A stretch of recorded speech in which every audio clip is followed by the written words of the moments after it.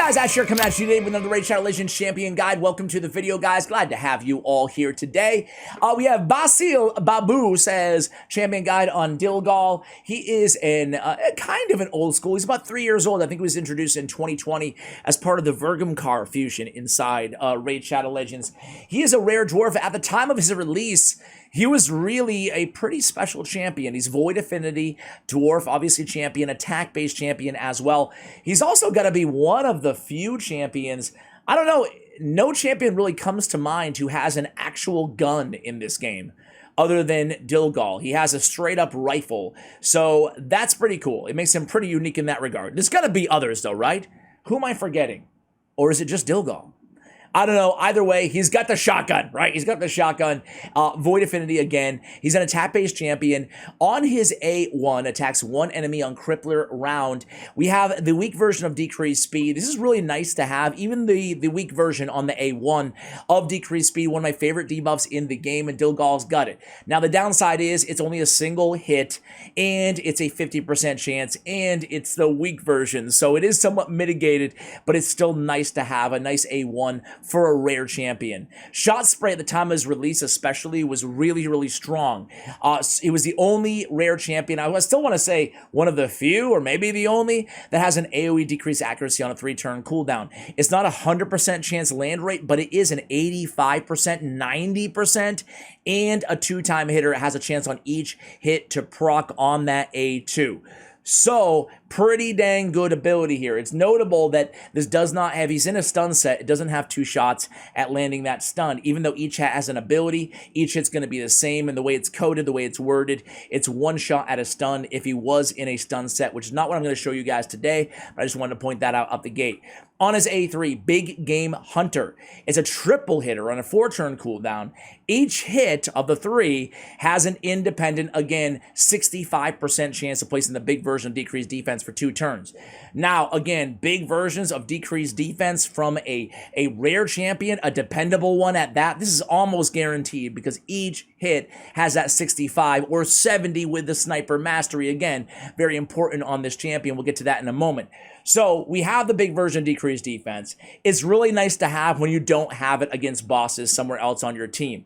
That being said, I mean, decreased accuracy doesn't really have any use against 21 red boss on Dwarf Faction Wars. And then this, again, is a nice ability, but it is on a 4-turn cooldown. So we can't get super excited. Again, a little bit of power creep. He was one of the more powerful rares introduced to the game when he came out. I do think he's still worth investing in, even at level 50, you know, even unbooked, just to try to get a sense of what he's bringing to the table. And then if you like him, you can book him out, right? But even at level 50 fully booked, he can be competent in rare-only Doom Tower secret rooms, in Faction Wars, and in dungeon progression. Not hard mode dungeons, but I'm talking, you know, normal mode dungeons. So those are the areas we're looking to use a champion like Dilgol. His base stats, 15.5 on HP, 1,000 attack, and 947 on defense, 96 on speed. I would say across the board, they're average. They're average. He's not meant to be a nuker. He's meant to be a debuffer with some damage as well. His HP and his defense aren't great, but for a rare, again, they're not awful. I've seen 700 defense and, you know, 12k on the HP. So overall, average across the board in terms of his base stats. I do want to go, no, I don't want this crazy deal, man. I do want to take a look at his multipliers, though. Speaking of damage, shout out to hellhades.com. We have a 4.35 a multiplier on his A1, a 2.27 on his A2, and a 2.45 on his A3. This is a triple hitter, guys, on his A3, and it's worth noting that 2.45 on 3 hits is not bad, and a 2.27 on 2 hits on his AoE is not bad. However, again, the damage is going to be mitigated by the fact that his base attack is relatively low. It's certainly not in the 1,300-1,400 range, which we could expect from a typical rare nuker, okay, or an epic nuker, or even the 1,200 range or 1,300 range, you know? So anyway, with all that being said, let me show you how I built this little dwarf, right? So not to be confused with Kurzad Deepheart, who I do think is significantly better, albeit quite a different champion too. So I decided to build this dude with a little bit of resist. He does have decrease accuracy in his kit anyway, And I think that synergizes really nicely with, I built him with 230 resist, nothing too crazy, right? But you combo that with the decreased accuracy, especially if you decide to strategically do that across the board on your team, you're going to be resisting a lot more than you would have thought of. Now, I mentioned Faction Wars, Doom Tower, Secret Rooms, and Progression in Dungeons.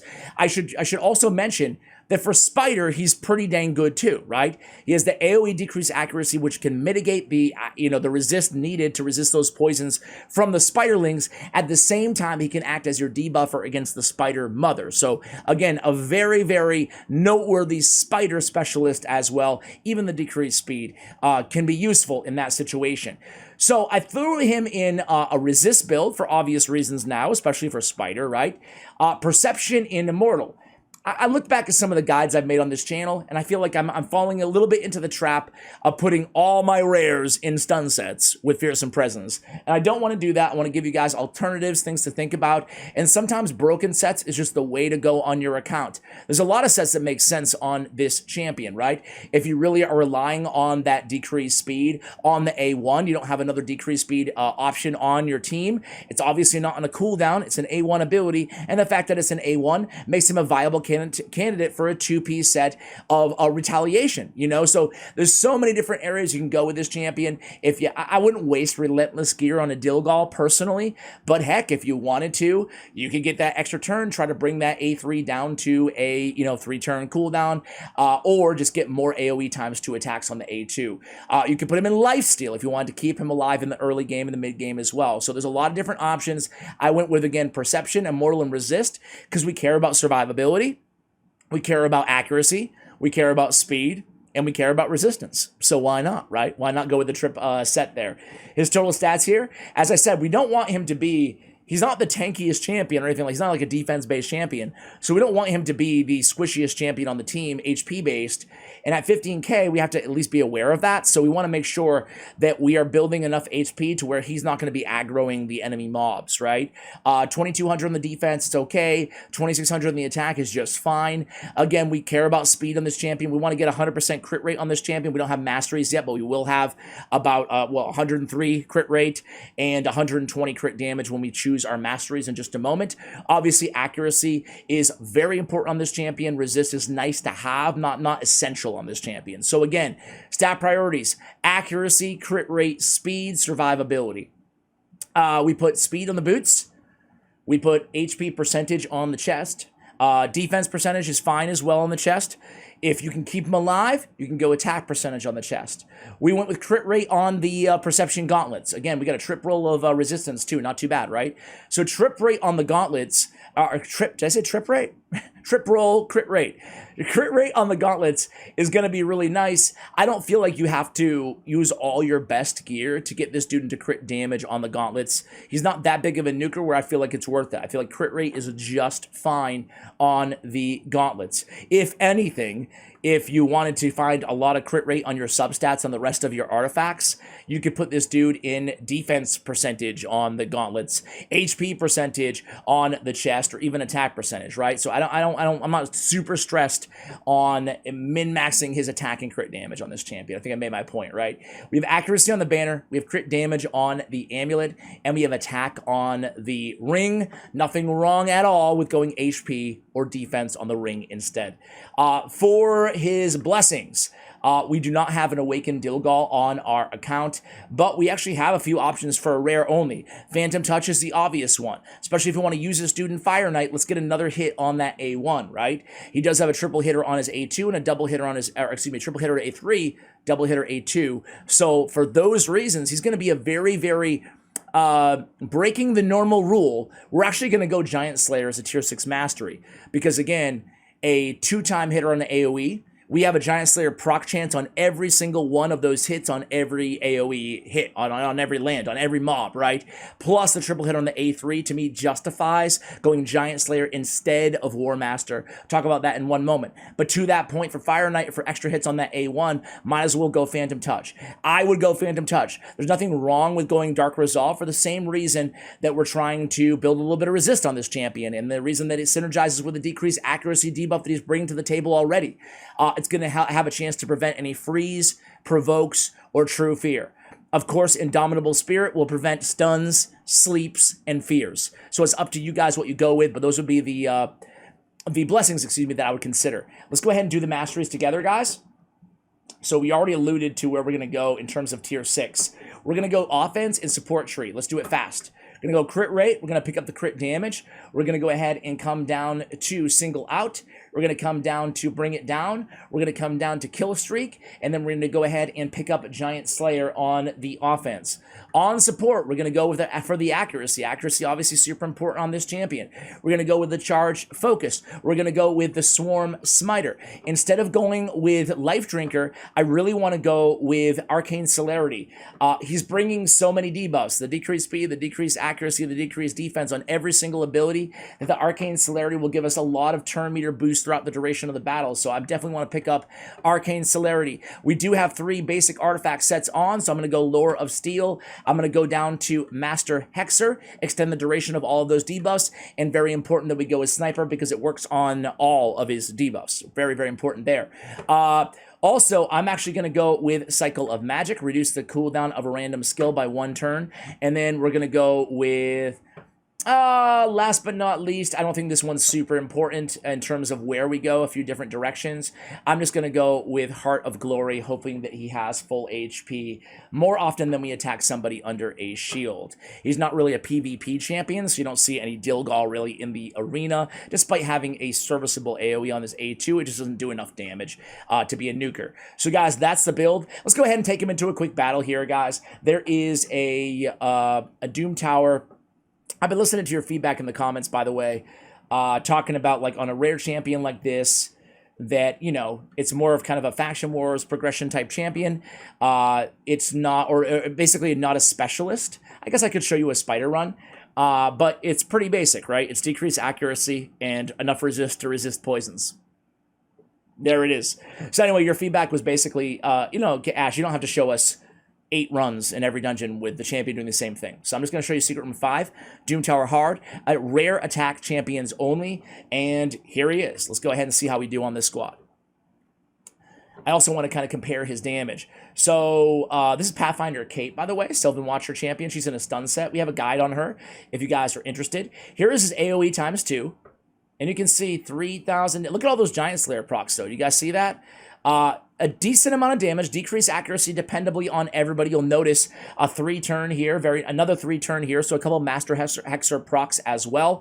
We're just going to go in with the A2 here of Kurzad. We're going to go A1 of Soul Bond Bowyer. Soul Bond, I think, is the only champion on this team that I have not done a guide on yet, so let me know if you want to see one of those soon. So instead of, yeah, I'm going to go Big Game Hunter. I'm just going to pick the mob with the most HP left. 1, 2, 3, around, what, 5 to 10,000 per hit? Not too bad, right? Not too bad. Nothing crazy, but, you know, it's serviceable again. I'm going to A1 cycle here through the rest of these Cold Hearts, so we can have a fresh cooldowns on wave number 2. So again, Pathfinder Kate comes in, increasing some cooldowns. Very nice. Here's our A1. Ideally, we'd land a decreased speed on a full-ish turn meter. Let's go ahead and put it on Cold Heart.